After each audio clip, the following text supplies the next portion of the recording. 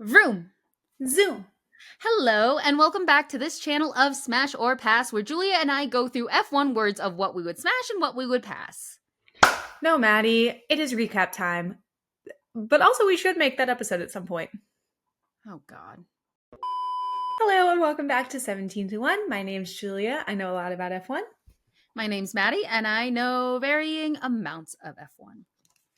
And welcome back to our weekly series, Champions and Crashouts, wherein we evaluate who were some of the champions of the previous week's Grand Prix and who was crashing out the whole time, either physically or mentally.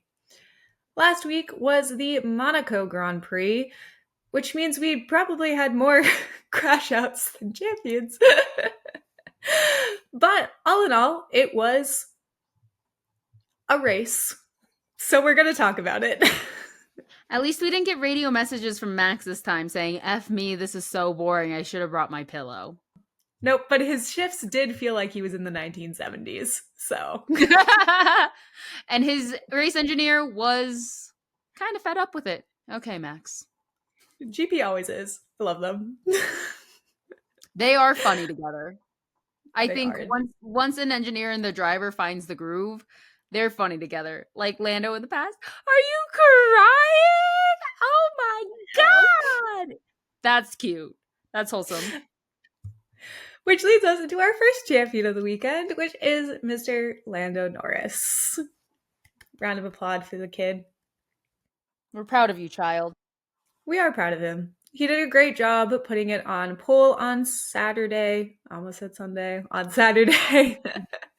It's no easy feat, especially with Charles Leclerc doing excellently, more excellently than we'd expected. The margins for error were really, really small. There was a lot of traffic. McLaren did a great job of timing out when they were sending their guys out to do their, fast laps. And Lando did a great job keeping it together, putting it on pole, and then keeping that position all the way through the race. Even though Max was not making it easy for him. So good job to Lando. We love Max. Speaking of our next champion, I almost said crash out. Our next champion, we have the man. He's not really a myth because he still exists. The legend-ish, because he broke the curse last year, Charles Leclerc. Well, he did not come in first place, unfortunately, for his home race. And so the hometown curse could kind of still stands. He did manage to come in second and keep that place. Yep. It was a shockingly good weekend for Ferrari and specifically for Charles Leclerc. So I don't know what they did for that weekend, but I hope they keep doing it because a P2 for Charles Leclerc was honestly not something that I had anticipated, especially after their performance in Imola just a week beforehand. So amazing job from Charles. Put the pressure on Lando as much as he could. Didn't manage to get that P1 by the end of the race, but still a great job for the guy. He did get pretty close. There were some times that I was like, commit these war crimes and just pass. Unfortunately, with how narrow those Monaco streets are, it was rather hard.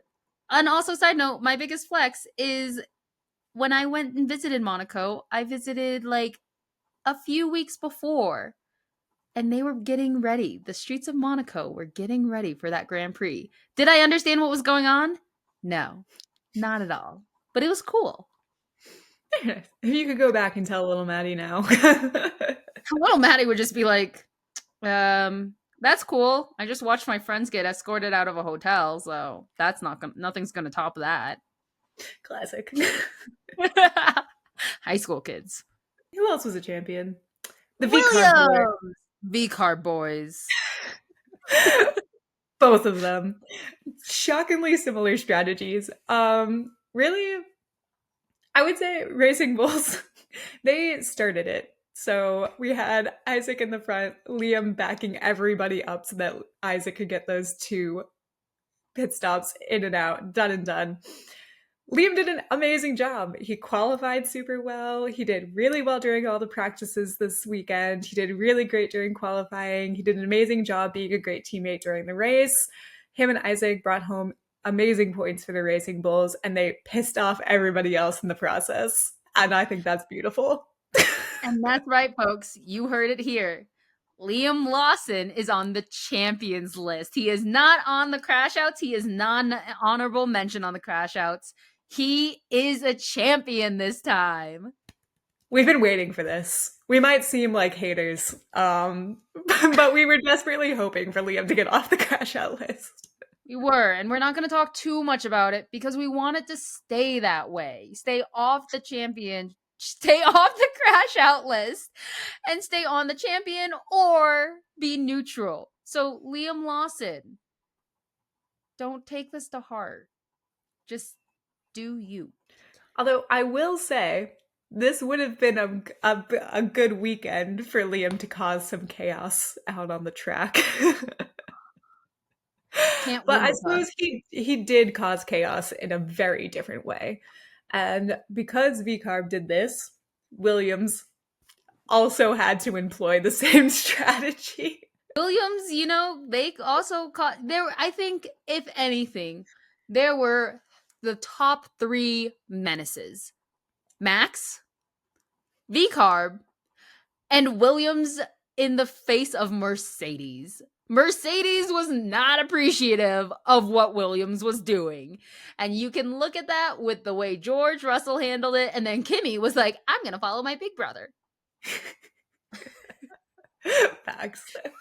Which I think brings us to our number one crash out of the weekend, which was the entire team of Mercedes. Because you had George, who is stuck behind Alex Albon and Carlos Sainz, the two Williams. He was getting so frustrated, so annoyed. He cuts that chicane and he's like, you know what? Just penalize me. Just penalize me. Like, it's good. It's whatever. I will take the 5 seconds. I will take the 10 seconds. And I really, truly think that was his downfall. Yeah, wasn't it more than like 5 to 10? Wasn't it like It was 30? a drive-through penalty. So it ended up being like 20 to 30 seconds because he had to go drive through the pit lane. And he hadn't done either of his 2 stops yet. So he had to drive through the pit lane, and then he also still had to make 2 pit stops. Mercedes was going very long. I'm like, I understand if it was 1 pit stop, but like, my guys, it is 2 and neither of your Mercedes have pitted. I'm getting a little worried for you. They waited way too long. And honestly, I think that part of their hope was just that they would get past the Williams. And once they did that, they would have had like around a minute of free air where they could have done their pit stops. But they just were never able to get past the Williams. And I do think it's interesting because when we talk about these like overtaking off track penalties, people do complain. They're like, oh, 5 seconds isn't long enough because you don't actually end up giving back your advantage. And same thing with like 10 seconds. I think it's fair to say that George Russell gave back any sort of advantage he gained. And again, I do think like if I was the steward, right? And I see an F1 driver clearly break a rule, and then I hear on the radio that driver being told to give the place back, and the driver is like, nah, I think a penalty would be better. My petty ass, I would be like, okay, fuck you. Maximum penalty. That's exactly what the F1 commentators were talking about. They're like, yeah, that is like actually not a 5 to 10 second penalty. Like, that's a full drive. Like, even one of them, I believe it is the one who used to race Jolin or like something like that. Yeah. His name is spelled interestingly that I don't know how to pronounce it. Was not happy with Russell's choice. He was just like, I do not like that. Like, he did not approve of it. I will say, like, even Carlos was so confident that when Williams is like, we're gonna swap back, and Carlos was like, yeah, we're just gonna push for a little bit, but like, I promise you, like, Alex will get P9. And part of me was like, what do you mean Alex is gonna get P9? Russell's still in there. But the penalty hit, and I was like, hey, he knew what he was talking about. Yep. Mercedes was crashing out. You also had, I mean, I don't think Williams was super happy about the tactics they had to employ. I thought it was brilliant, which is why we put them on our champions list. But I know that Carlos was like, back in the day, this would have been called, manipulation of like the race results, and it would have been disqualified. And you had James Vowles apologizing about it. There's like this very hilarious picture of Toto Wolff yelling at James Vowles from like the balcony. And apparently James like texted Toto and was like, I'm sorry. Because James used to be the head strategist at Mercedes before he became team principal over at Williams. Yeah. The betrayal. I know. You know that clip? I've probably sent it to you. Valtteri, it's James. And he's like, hold position or whatever. And then Valtteri goes, James, it's Valtteri. Fuck you. James, please abort the fastest lap attempt for the end of the lap. James, it's Valtteri. You. This is like a lore unlocked that I did not know about. James Vowles. But unfortunately, Mercedes was not the only one crashing out. We had. Well, I will say, just before we move on from George, he also continued crashing out after the race in all of the interviews. They were like, how was the race? And he was like, awful, terrible. Here's 5 absolutely ridiculous solutions that I would put in place to fix this race immediately moving forward into next year. We need sprinklers. We need helicopters dumping water on us. We need Mario Kart bananas. We need to have 3 qualifying sessions and no races. Like, it was just... Did he really say all that? He was spiraling, dude. He was spiraling. But I love that. I agree. You should get the Mario Kart bananas. You should get a Lego race. I love that. That's kind of funny. Like, I would say Max was crashing out last year in the sense of the race was just so boring. And now it's George's turn, and George has ideas, which, I would agree. We got the chicane and we got the hairpin. Let's make it a little more risky. Yeah. I say take away track limits for the race. Let them go in the ocean. Just let the cards fall where they may. Actually, take away all rules for the race. Someone's gonna end up dead. It's fine. I think next time what they should do, just in case, is if they need to bring the crane in to lift the car out, and they should do this for what was last week's race? Imola. They should make the crane the little guy that in Mario Kart, the little Koopa Trooper that is floating on a cloud. They should dress the crane up like that. I agree.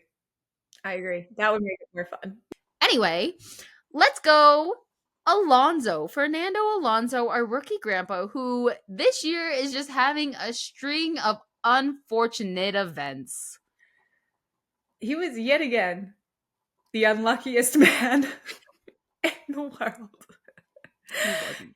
He qualified so well again. He's hitting his groove, and then the car failed again. And it was not his fault that his car failed.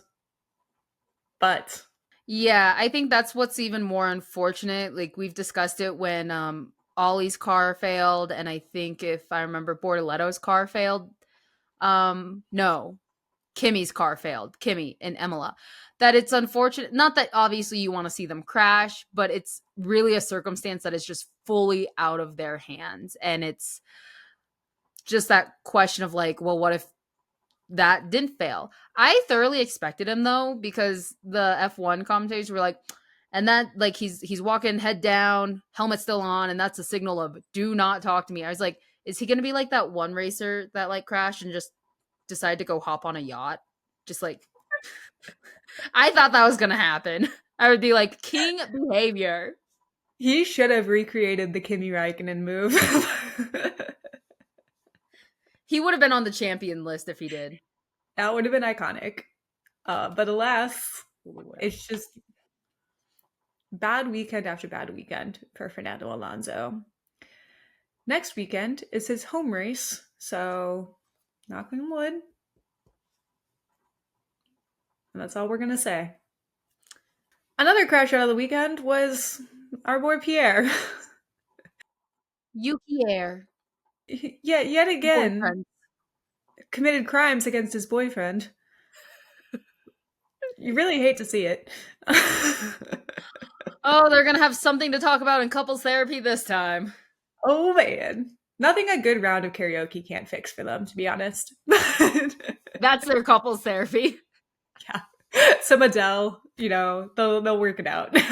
Yeah, I was when we were watching, I texted Julia after because I was delayed in watching it, and I texted Julia after that happened, and I was like, Yuki, please don't call your boyfriend an idiot. We all make mistakes. I'll get over it. I am glad that Yuki didn't pick up any damage from that. Not that it really mattered because Yuki was also stuck in the Williams backup train.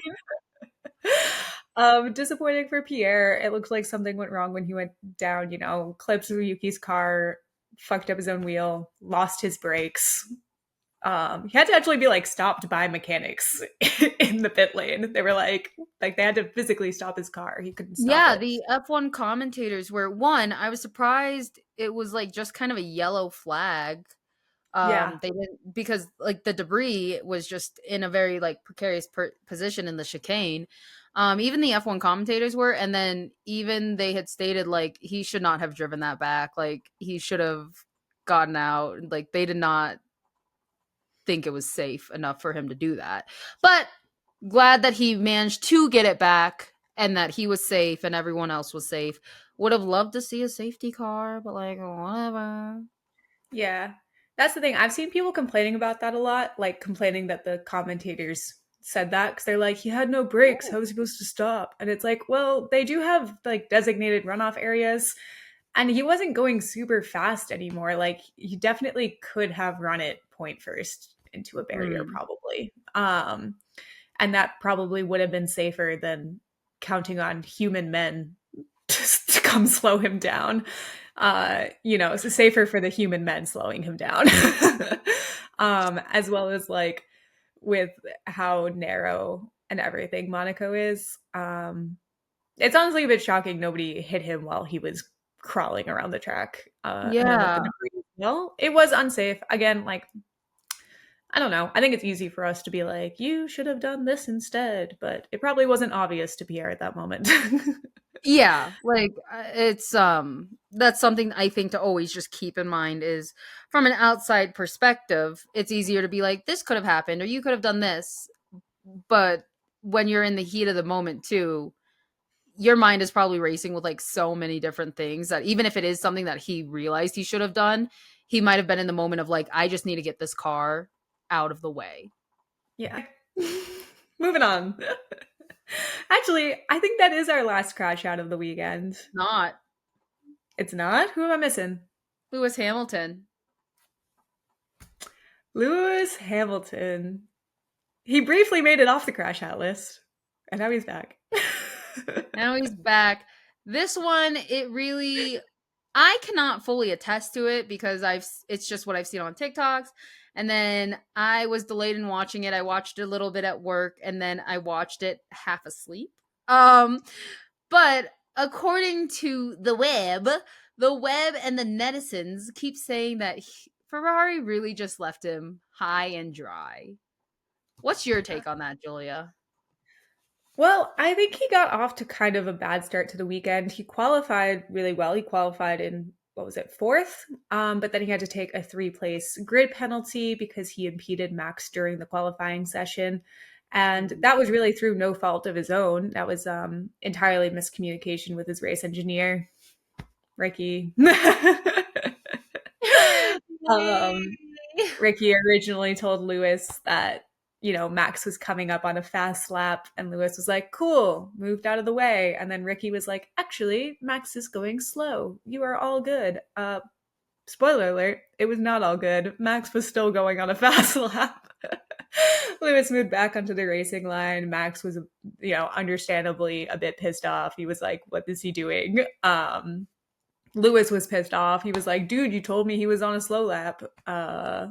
And then he got a 3-place grid penalty for that, which is the standard penalty for impeding during qualifying. So checks out. And Max was totally cool after the qualifying session. They asked him about it, and he was like, "Yeah, we good. I know it wasn't his fault." But obviously, in a race like Monaco, where if you start in P7, you're probably going to end in P7. It was not the ideal for Lewis Hamilton. And then, yeah, he ended up kind of stranded all by himself. It was a very lonely race for him, what with everybody getting backed up at different sectors. At some point, he was a whole minute like off the lead. I think by the end of the race, he was only 40 seconds behind, but still a huge, huge gap. Because that was some of the controversy that came in with little bit of Ricky is he did ask if he was like a minute off, and Ricky ended up giving details about, I think, like Charles and Carlos Sainz and just not answering the question. And Lewis was like, that doesn't answer my question. Like, am I a minute off? And then Ricky's like 48 seconds. I'm like, was there like a language miscommunication there? Like, was the question just interpreted wrong? So that's interesting. But again, one of those things that we'll never know because we don't get to be in the room where it happens. Alas. Apparently neither does Hamilton. So which Hamilton? Obviously this one and not the one that died in 1804. Okay, but how can this one not be in the room where it happens? Like, he's part of the discussions. He's in the car. And they're not answering his questions, Maddie. I was like thinking debriefing room where it happens. But could have been worse. He got points this week. That's true. He got points at the expense of possibly being ignored by his race engineer and the whole team. I mean, maybe that's why he decided to go have some fun at a nightclub. Let off some steam. Yeah, you know what? He ended that weekend like a champion. He was having a grand old time, and I respect that. Go, Lewis. Go. Go, go, go. Which is a friendly reminder to fans, when you see people partying in a club, please don't take videos of them without their consent. True. I have seen far too many videos of Lewis Hamilton, Lando Norris.